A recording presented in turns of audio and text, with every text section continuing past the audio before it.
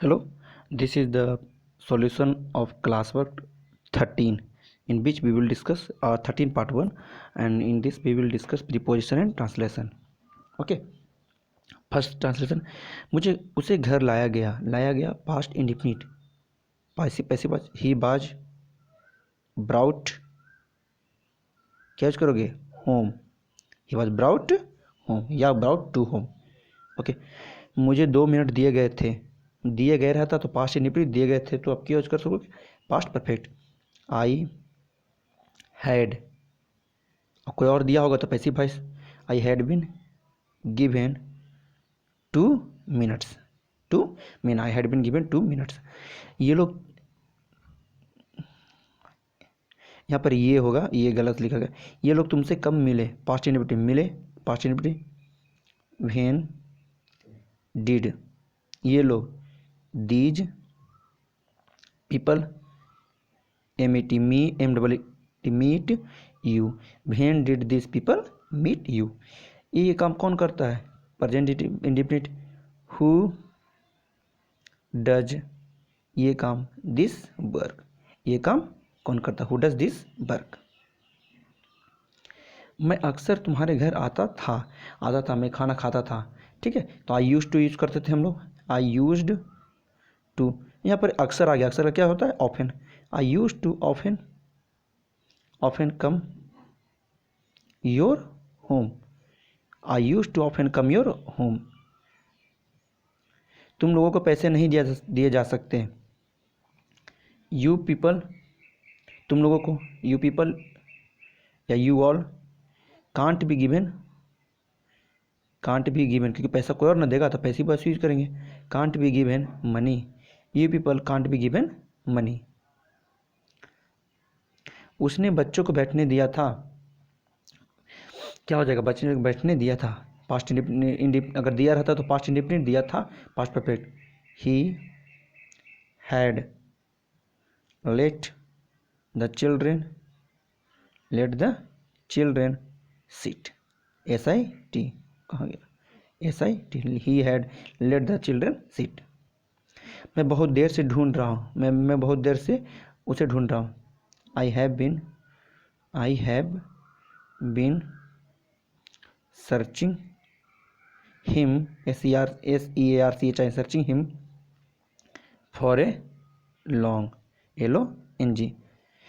इस देश में दिवाली कब मनाई जाती है. When is Diwali celebrated in this what country, COUNTRY.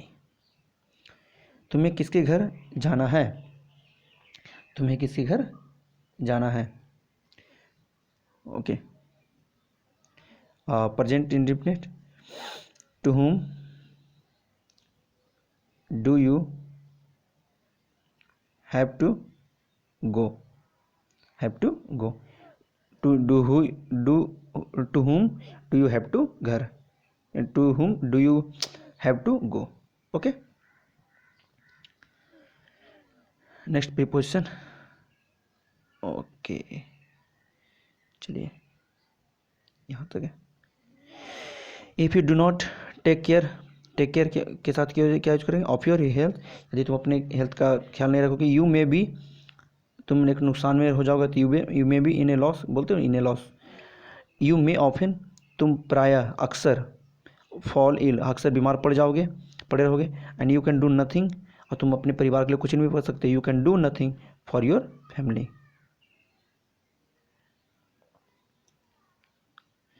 Next, she has been practising hard, वह बहुत कठिन परिश्रम कर रही है. 6 month, for 6 month. She is hopeful, वह उम्मीद है, उसको बहुत होपफुल है, आशावान है, इस तरह से. He is hopeful. ऑफ होता है hope for hopeful. Of winning ING use होगा. Of winning the gold medal, किस में, इन जिम्नास्टिक. कब, in the Olympic, coming Olympics. But हर प्रैक्टिस में गो इन भेन. गो इन भेन मतलब होता है व्यर्थ हो जाना. गो इन भेन मतलब व्यर्थ हो जाना. मोहन इज गुड, कोई भी चीज़ अच्छा काम होता है गुड होना चाहिए, क्लेवर होते हैं. ठीक है, सबके साथ क्या यूज करते हो, अगर कोई चीज़ अच्छी हो तो क्या यूज करते हो, at. He is good IIT studies, वह निपुण है, अच्छा है, but he has no interest in music, उसमें कोई म्यूजिक में इंटरेस्ट नहीं है।